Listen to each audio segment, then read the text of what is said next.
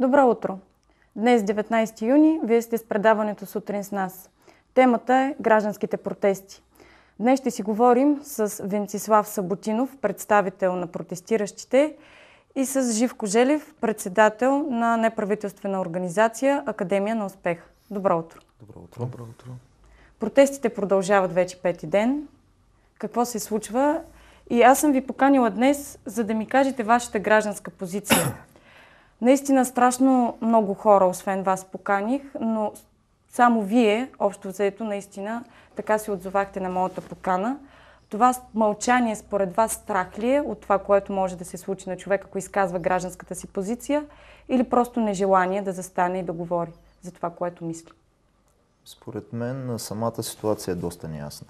И хората от целият спектър на политиката са доста притеснени в момента и всеки много внимателно обмисля своите ходове и действия, защото е доста така напрегната обстановката и може би това е причината представители на определени партии да изпитват притеснение да говорят и да изказват мнение. Може би в един последващ момент, когато утихнат нещата, ще имат по-така ясно изразено мнение на партиите, но в момента не желаят. Според мен се притесняват заради... Цялата обстановка е доста неясна, несигурно виждате какво се случва. И може би това е причината. За мълчанието на всички. Аз мисля, че хората, които... Не вярвам, че сте викали само политици. Не. Мисля, че и общественици, и всякакви хора. Дори и щом аз съм тук, значи са хора, които им дават една трибуна да кажат какво мислят. Ние наистина от телевизия Загора се мъчим да дадем трибуна на всеки, който иска да изкаже гражданската позиция, която има. Защото тези протести са точно да изкажем гражданската си позиция. Ние за това заставаме и започваме да протестираме, защото нещо не е наред в крайна сметка. Нещо искаме да променим. Да, именно за това аз мисля, че има някакъв много голям проблем, има някакъв страх в хората да излезнат и да покажат каква е позицията им. Това е, значи връщаме се в едни времена, които трябваше да сме ги преживели доста отдавна. Тези хора, нали, живеем в демокрация, затова се борим. И в крайна сметка аз лично затова съм тук, за въпреки всичко да покажа, че имам някаква позиция, да покажа, че тази позиция не е само моя, е на много други хора. И искам да бъде чута, както и всички тези хора, които протестират в най-големите градове. От началото на годината се беляза с протестите още през февруари. Вие бяхте ли на първа линия през февруари месец? Аз лично бях, предимно тогава бях в София. Бил съм в Стара Загора на 2 протеста. Като цяло подкрепях протести както мога. Когато мога, излизах да протестирам. През останалото време в Фейсбук, в социалните мрежи. И така, общо взето. Доста силно минаха под знака на социалните мрежи, според мен. Доста силно и много хора, които не можаха по една или друга причина да излязат. На улицата? На улицата всичко се случи в социалните мрежи. Да, цялата организация, както видяхте, специално последните протести в петък се организираха моментално, благодарение на социалните мрежи, което не е ново, знаете. В други държави вече преди няколко години как станаха нещата. Точно благодарение на социалните мрежи се организираха. Спрямо другите градове, като че ли в Стара Загора тези протести са доста по-слаби и сега ще помоля моите колеги да пуснат един репортаж от протестите вчера в град Стара Загора. Като че ли в другите градове има много повече протестиращи, масата е много по-голяма. А тук в първите дни бяхме 100-150 човека, а вчера вече останахме 20-30. Може би... Как можем да коментираме това? Специално за няколко града имаха доста лично отношение към проблемите. Това бяха Благоевград и Пловдив за областните управители, които бяха назначени. Хората, това е близък до тях проблеми, нормално да излязат повече хора. И мисля, че основно много бяха в София, защото Министерски съвет, там всички отговорни институции. Все пак е пред Министерски съвет. Всички отговорни институции са там, които решенията. взимаха тези решения, представителите на властта са там и може би съвсем логично там бяха най-много хора. Аз мисля, също искам да добавя, че на изборите Стара Загора беше един от градовете, в които БСП спечели.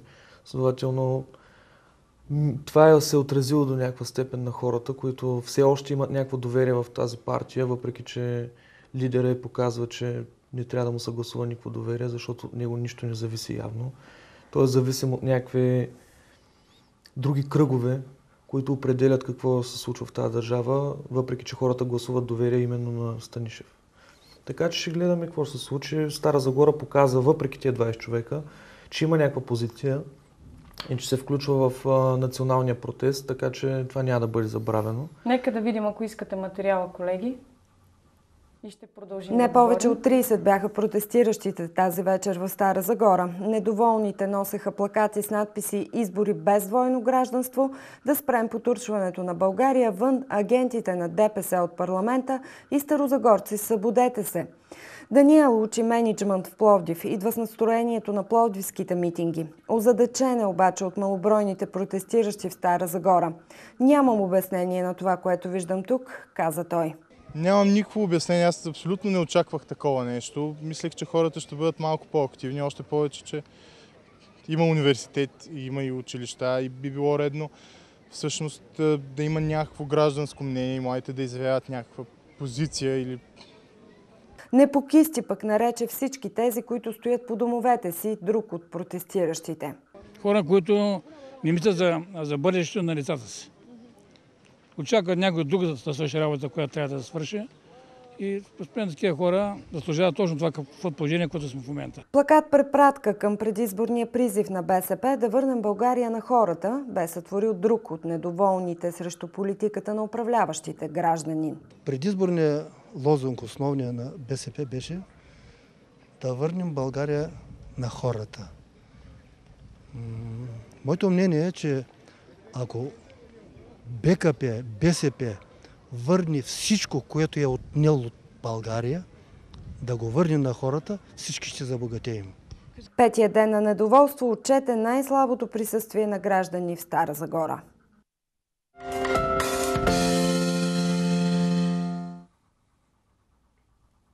Господин Саботинов, как ще коментирате това? Значи, Вие бяхте част от вчерашните протести. Да, бях също за кратко, обаче имах и други, за жал, с ангажименти, които трябва да свършат. Как да коментирам? Значи наистина бяха много малко хора. Човека каза, всеки предпочита някой друг да свърши работата именно. И после всички да сме щастливи. Това е основният проблем на нашото първа зараждащо се гражданско общество, защото то като цяло липсва. И аз много добре знам и вярвам, че така, това е показва опита в другите държави, че за да искаш да живееш в демокрация, трябва да платиш цената. Следователно, ние ще плащаме тази цена дълги години, но благодарение на хората, които излизат и показват, че нещо зависи от тях, и ето вижте последствията какви са. Делян Пеевски днес ще бъде гласувано отмяната на назначението му. БСП започват вътрешни борби, които абсолютно, са вчера катализирани имаше две декларации. Едната от БСП старейшините, които искаха оставката на Сергей Станишев, и младежите, които пък подкрепяха. Да, това показва, че дори да сме малко, има някакъв резултат от този протест. И мисля, че чрез натиск от улицата политиците ще почнат да се съобразяват все повече и повече, да не изнагляват по начин, който направиха с назначението на Делян Пеевски. Въпреки че интересите на хората, които протестират, са разнородни, аз мисля, че те са обединени от едно нещо, и това е да се спре това грубо източване на тази държава, защото вече 20 години ние не мърдаме напред. Не се движим Създаде напред. ли се гражданско общество, господин Желев, в тези протести? Започнахме ли да се чувстваме като граждани, изявили своята позиция и искащи да променим нещо в крайна сметка? Набираме смелост, както се вижда. Доста хора така. Това са едни от най-масовите протести, мисля, че от доста години, от 1997 година там. Проблеми, които имаше. И мисля, че лека по лека започва да се заражда едно гражданско общество, което е много добър знак. Доста трудно ще бъде. Специално тук мога да върна и назад, и народопсихологията ни малко така не е преклонена главица, сабя не е сече. Подходяща почва за такова едно силно гражданско общество, за сравнение с много други държави в източния Нека блок. да сравним с Турция. Протестите в Турция с протестите в България. Турция доста дълги години вече започна този ръст на икономиката. Това позволи на хората да ходят в Европа, да виждат какво се случва там, да започват да отстоят правата си. Вече, отделно знаем, че те са най-масовите протести в Истанбул, където точно Истанбул така е Европа все пак. С най-младите хора там. Именно. И тези хора решиха да покажат, че нещата зависят от тях. Че тези Но българите политици, са европейци много преди да влязат в Европейския съюз. Аз не съм много така убеден в това, защото ще направя една историческа предпратка, ако ми позволите, назад във времето, по време на така наречения комунизъм. Не знам дали знаете, но доста държави тогава, по време на тези 45 години управление, така се вдигаха. Пражка пролет, Унгария, Полша, Солидарност, така нататък, така нататък. През това време ние искахме да станем 16-та република. Мисля, че това е показателно за менталитета и много назад във времето, ако се върнем с векове. И точно за това, заради това гражданско общество, което се е зараждало още тогава, преди 30-40 години, сега тези държави са доста по-развити в тази сфера, а ние още в момента го изграждаме. Те са го изграждали преди 30-40 години. Може би на нас ще ни трябва време. Да, това е една от причините. Отделно в България не се знае какво точно е демокрация. Значи тук се разбра, че по съвсем различен начин се разбра какво е демокрация, докато в тези държави, значи това е Унгария, която той спомена, това е била Австро-Унгарска империя, там има създадени традиции за това нещо. Полша. Превърна ли се демокрацията в анархия? Ами не още. Все още не. Все още не. Все още не, да. Надяваме се никога да не се случи това нещо. Манипулирани ли са по някакъв начин протестите според вас?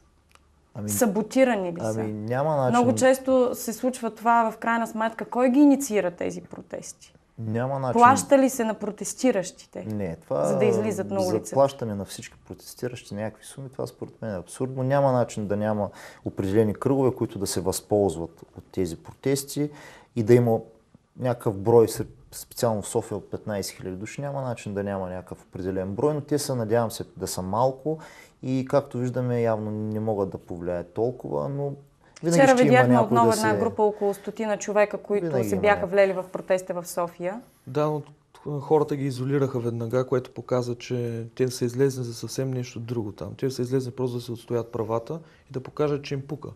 А това са всеки протести, независимо кога се случва, винаги има партии, които се опитват да го яхнат и винаги има такива партии, които казват, че хората, които протестират, са купени. Което в крайна сметка излиза, че не е така. Значи просто хората излизат и показват, че им пука. Мислите ли, че щеше да има разлика, ако кабинета не беше създаден между БСП, Атака и ДПС от ГЕРБ? Щеше ли отново народа да излезе по улица? Аз мисля, че точно заради това, че голяма част от българския народ е непредставен в парламента, това значи един минимум кредит на доверие към коя да е политическа партия, която се опита да направи кабинет. Така че нещата, политиките им се следят много изкъсо. И при най-малката грешка хората са готови да излезнат, защото те не се чувстват представени.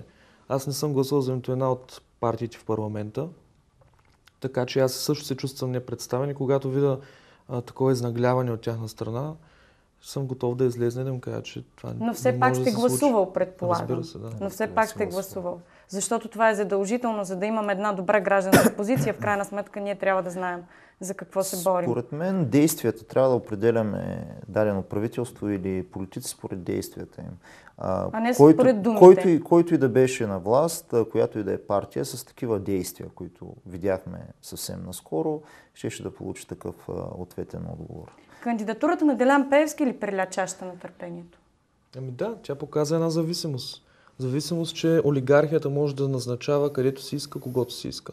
Делян Пеевски е изключително компрометирана фигура, която няма място в парламента, какво говорим, да бъде шеф на ДАНС, която последните 5 дни, точно преди назначението, се извършиха такива реформи, че направиха мега структура, която има изключително много правомощия, което в ръцете на един мафиот значи просто реваншизъм, значи практиките, които бяха известни по времето на ГЕРБ, за рекета на бизнеса, ще да се пренасочат отново към по същия начин, само че ще да сменят лицата и фирмите. Тя позицията, самата, даже наскоро четах как е гласувано точно промени в закона за избора на председател на ДАНС, които да паснат точно на Делян Пеевски. Да, това беше с стажа. За стажа и за всичко. Значи пак се връщаме на старото, ние правим позиция за даден човек, а не търсим човек за дадена позиция. Ние нагласяме нещата пак за някой, което е от край времето в България. И това вече е нетърпимо. И особено на такава висока позиция, нормално е хората. Контролираща. Това е толкова контролен важно, орган. нормално хората да се ядосат. Да, проблемът е, че този човек ще има достъп до информация, която е строго секретна и която, ако той разполага с нея, може да я използва за лични облаги, плюс облаги на кръга около него. Което виждаме как медиите в България от 35-6 място по свобода и по прозрачност вече са на 80 и някое. И при шеф на ДАНС Пеевски щяхме да гоним Либия, примерно, Зимбабве. или Северна Корея. Зимбабве. Това смятате вие? Да, той придоби някаква част от BTV вече. Така че концентрацията на медиите вече е в изключително голяма. Вече нетърпима е. Какво според вас трябва да се промени в България, за да не живее българина на екзистенц минимум, на прага на бедността? Вие излизате на улицата, протестирате, в крайна сметка... Според мен е много важно да има приемственост и разбирателство, колкото и утопично и наивно да звучи. Значи, когато направи дадена партия, която и да е било тя, някакъв добър закон, който наистина е полезен, да не бъде моментално отхвърлян от другите, само защото те са го избрали. Давам ви типичен пример с пушенето. Чудесен закон, лично аз го одобрявам. За забраната за пушене. Което е европейска практика. Това е доказано, няма толкова да говоря за или против, но един чудесен европейски закон, който беше наложен тук. И вместо трудно се прие, но се прие в крайна сметка. Как се е приел се. И в един момент идваме и казваме, това го е приела тази партия, край отпада.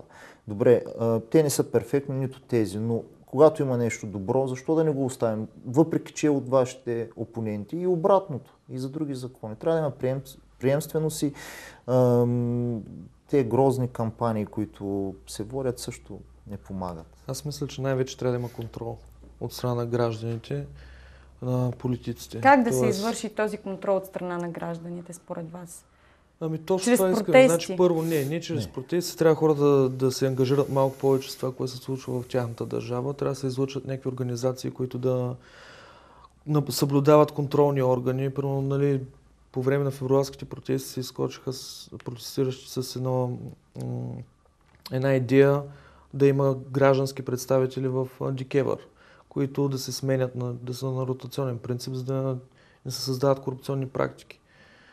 Защото там, където има власт, има и корупция. Това е капитализма. Ние живеем в капитализъм, трябва да се съобразяваме с това. Ние не можем да кажем, че корупцията ще изчезне напълно. Това го няма. Но това източване на публични средства трябва да бъде сложено до някакъв минимум, приемлив минимум. Да има по-голяма прозрачност в управлението.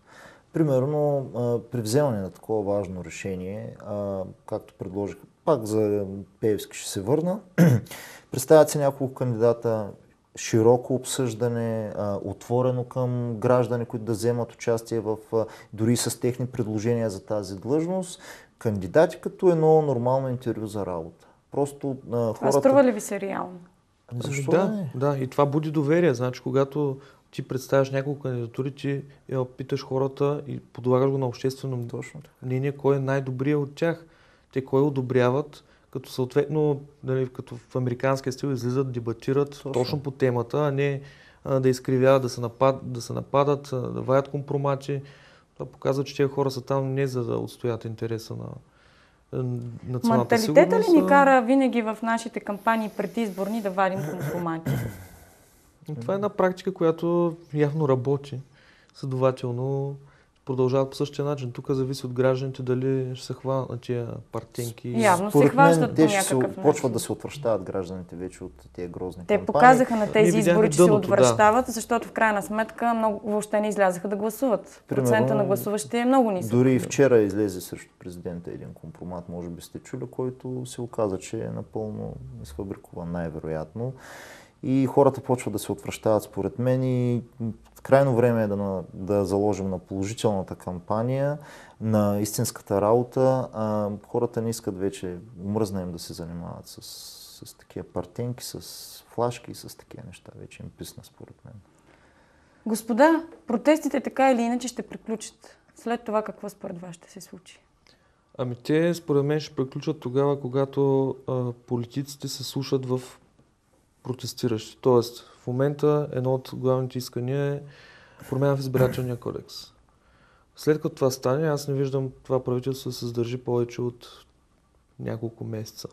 След като се даде достъп до хора, които са нямали възможност да се кандидатират заради пречки в избирателния кодекс, отделно въвежда на преференциален вод, който да помогне на хората да пренареждат листите, защото в момента лидерите на листи, партийни листи, са зависими изцяло от шефа си, а когато въведем преференциалния вод и особено с нисък праг, защото имаш преференциален вод с висок праг, но трябва да е с нисък, за да може реално да го използваме.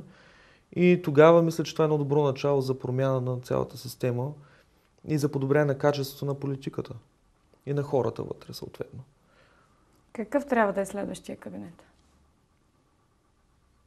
Трябва да е доста по-отговорен и доста по-прозрачен. И да се вслушва в хората, в народа, и да е абсолютно прозрачен и да отхвърли всякакви съмнения за корпоративни, олигархични намеси и да служи за народа си най-важното, колкото и банално да звучи.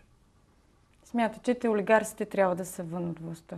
Това някак да стане толкова лесно. Да. Точно това. Факт е, че излезна едно проекто решение на служебния кабинет за концентрация на парите в определени банки, държавните пари, които в момента са концентрирани в една банка. И това е едно добро начало, ако се приеме, въпреки че БСП още в самото с влизането си в парламента, състоянието на кабинета го сложиха в трета глуха като цяло и излезнаха с проблема за пушенето, което това не е основният проблем. Това може би това, което каза господин Желев. След като друга партия създава нещо, просто ние ще го отричаме, защото... А те искаха да отклонят вниманието. Значи това не е най-големият проблем на българина в момента, при положение, че е лято и всички хора пушат вънка. Това ли е основният проблем на тази държава? Или пък реваншизма към Борисов и управлението му с няколко полета с авиоотряд 28.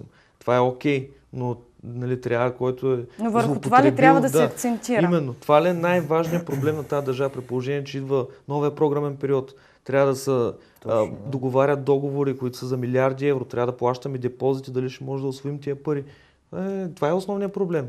А те какво направиха? Излезнаха да коментират забраната за пушенето в лятото и отделно тихомълком се нагласиха нещата за Пеевски. Да, като отвлякаха вниманието с други неща. Аз не виждам обаче скоро време да има стабилно правителство в България. Дори това да падне след това, дори да влезат нови партии, единственият начин е ако се сформира някаква нова десница, която да е напълно чиста. Да има доверие в хората, постепенно за няколко години да стигне до властта и да промени тази държава. Хиляди хора наистина искат сформирането явно на нещо различно, някаква промяна. Като че ли ние в България вечно търсим някаква промяна. Когато тя се зададе, ние се хвърляме отгоре и после започваме да се разочароваме. Мисля, че един журналист, ваш колега така в Национален ефир, доста точно определи ситуацията. Месия БСП и така от доста време. Аз само, че мисля, че вече хората не вярват на месии. Значи Бойко Борисов беше последният месия, който обедини много хора за своята личност, своята аура. И хората видяха, че просто един човек не може да оправи цяла държава. Това го доказаха в новата ни история няколко човека. Така че хората вече лека по лека трябва да осъзнаят, че не зависи от един човек, а зависи от всички. Разбира се, от всички. И от нас, абсолютно. От всеки един. От всеки един човек зависи за да живеем по-добре. И когато наистина трябва да имаме гражданска позиция, да я заявяваме ясно и прозрачно, ние трябва да можем да застанем и да я заявим.